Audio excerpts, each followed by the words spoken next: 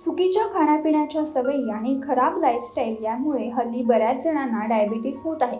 यात अगदी तरुणांचाही समावेश आहे। खरं तर डायबिटीज हे अनेक आजारांचं मूळ आहे। या आजारात ब्लड शुगर इन्क्रीज होते।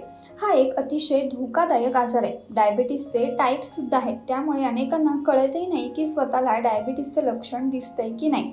डायबिटीजची लक्षणं साधारणतः लघवीमधूनही ओळखता येतात।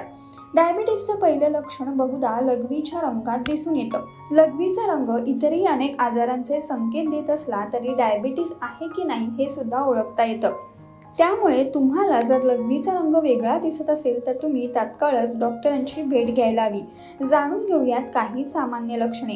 गढूळ रंगाची लघवी। डायबिटीसमुळे लघवीचा रंग हलका तपकिरी म्हणजेच ढगाळ होतो।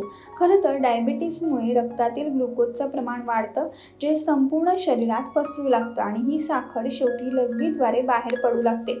यामुळेच लघवीचा रंग हा गढूळ होतो। तुम्हाला जर लघवीचा रंग गढूळ दिसत असेल तर तुम्ही त्वरित डॉक्टरांची भेट घ्यायला हवी। डायबिटीज डिटेक्ट झाल्यास वेळेतच औषधं सुद्धा सुरू करायला हवीत।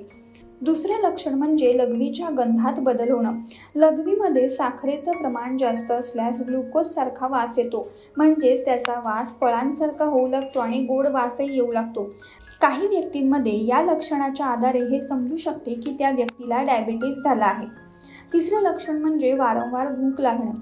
डायबिटीसच्या रुग्णांना वारंवार भूक लागते, यासोबतच थकवाही जाणवतो।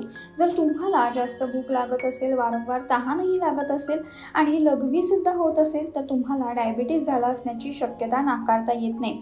या व्यतिरिक्त डायबिटीसमध्ये हातापायांना मुंग्या येणंही सुरू होतं। त्यामुळे जर ही लक्षणं लघवीच्या रंगासोबत जाणवत असतील तर नक्कीच वेळ न दवडता डॉक्टरांची भेट घ्या।